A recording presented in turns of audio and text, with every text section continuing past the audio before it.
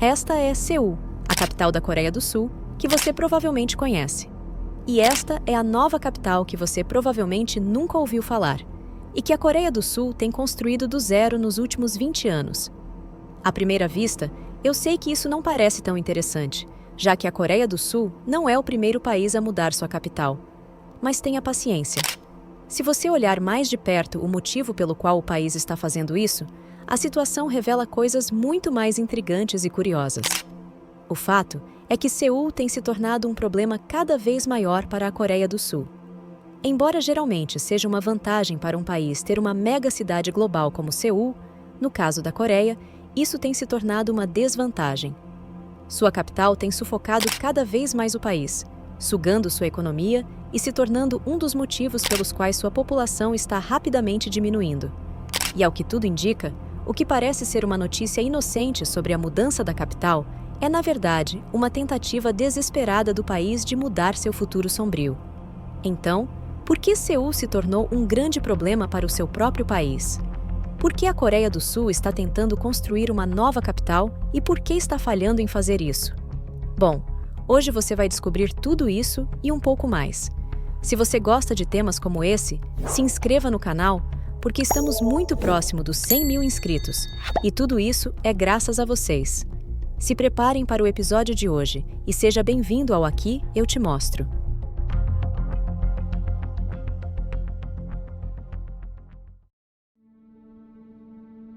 Para explicar por que Seul está matando a Coreia do Sul, vamos fazer uma pequena viagem ao passado, para descobrir como que essa cidade tão comum chegou a dominar completamente um país inteiro.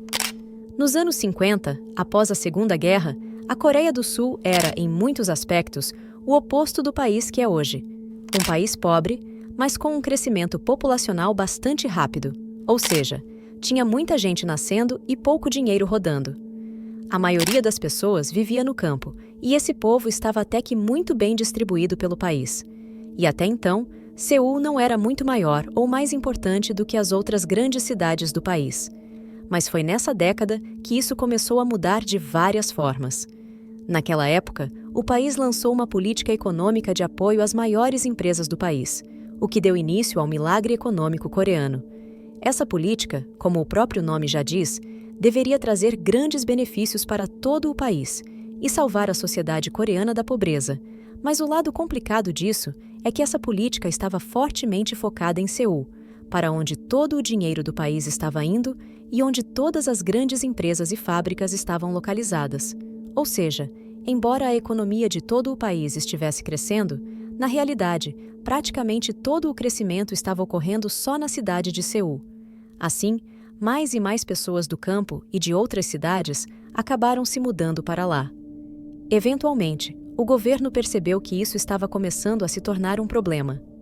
Enquanto a capital estava ficando mais rica, o resto do país estava ficando rapidamente para trás, esquecido e mais pobre ainda. E em vez de diminuir, essa tendência de pessoas se mudando para Seul estava acelerando. Nos anos 70, o governo tentou equilibrar isso, convencendo as empresas a saírem de Seul, mas nessa altura já era tarde demais, porque já não se tratava mais só da economia. Existiam mais motivos para viver na cidade. Para acelerar ainda mais o milagre econômico, o governo estava incentivando todos a buscar uma educação superior.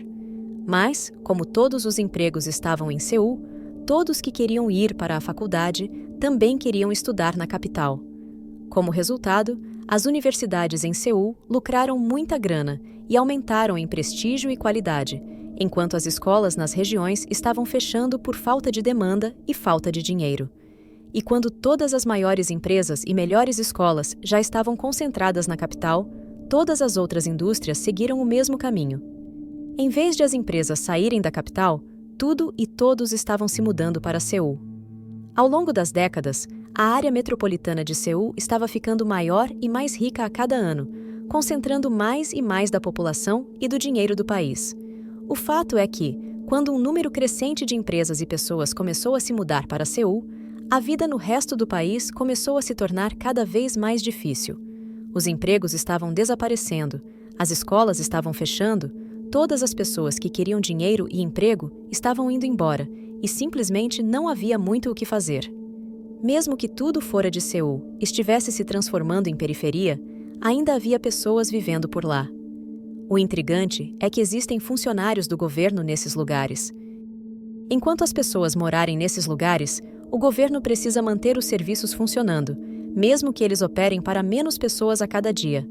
Assim, o restante do país fora de Seul se tornou um buraco negro para o qual o governo precisa continuar injetando dinheiro, mesmo que a vida das pessoas que vivem lá continue piorando. Talvez você pense, bom, é só ignorar o resto, não?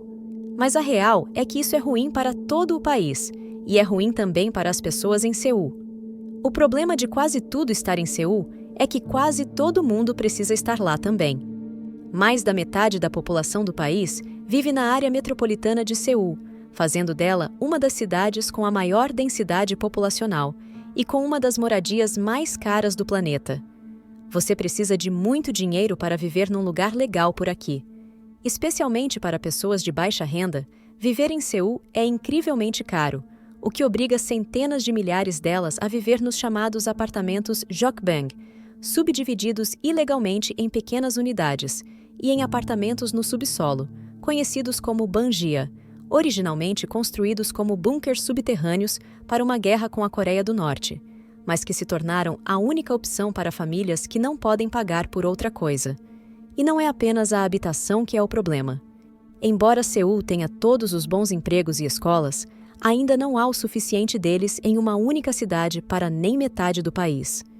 A cultura de competição extrema da Coreia do Sul é frequentemente explicada por várias razões, inclusive temos vídeos sobre isso aqui no canal, mas nesse caso, isso pode ter muito a ver com essa situação. Quando você amontoa todo mundo no mesmo lugar com oportunidades limitadas, a competição extrema se torna literalmente a única opção de sobrevivência. Isso também explica em grande parte por que a Coreia do Sul enfrenta um risco de simplesmente desaparecer. Nos últimos 60 anos, a Coreia do Sul passou pelo declínio de fertilidade mais rápido da história registrada. Atualmente, o país tem a menor taxa de fertilidade do mundo, o que significa que as mulheres sul-coreanas têm menos filhos do que mulheres em qualquer outro lugar do planeta, incluindo países com muitos problemas de população, como a China ou o Japão. Para manter a população nos mesmos níveis sem imigração, seria necessário que cada mulher tivesse, em média, 2,1 filhos, a chamada taxa de reposição. Mas, no momento, a taxa de fertilidade da Coreia do Sul é de 0,72, sendo o único país no mundo com esse índice abaixo de 1, e essa taxa continua caindo a cada ano. Como consequência, a Coreia do Sul tem envelhecido e vem sumindo pouco a pouco nos últimos 4 anos, e as chances de isso continuar a acelerar são muito grandes. Até 2025, o país se tornará uma sociedade superenvelhecida, o que trará uma série de problemas para seu povo. Só vai ter velho nas ruas e isso é preocupante.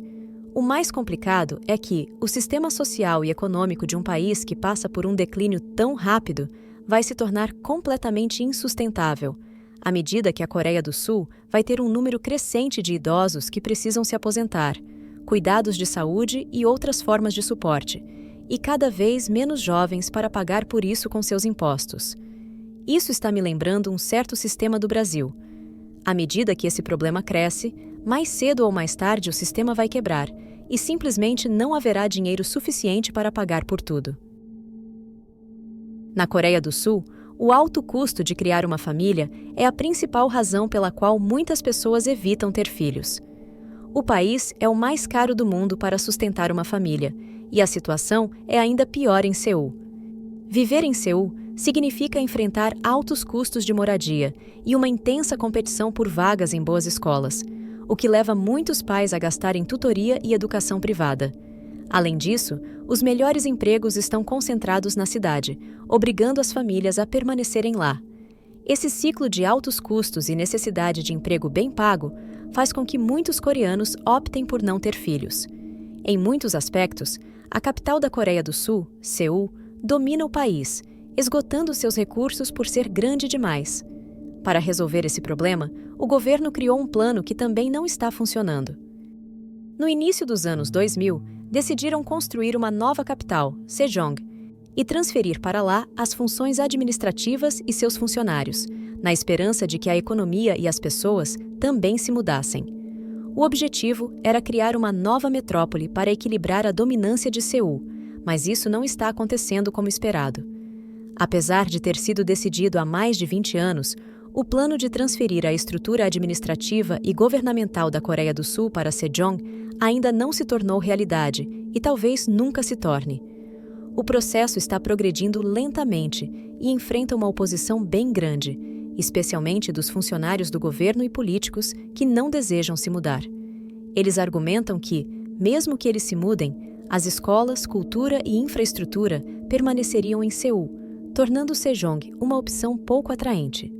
Além disso, Sejong não está longe o suficiente de Seul para mudar significativamente a situação das habitações, já que muitas pessoas continuariam morando em Seul e apenas viajariam diariamente para o trabalho.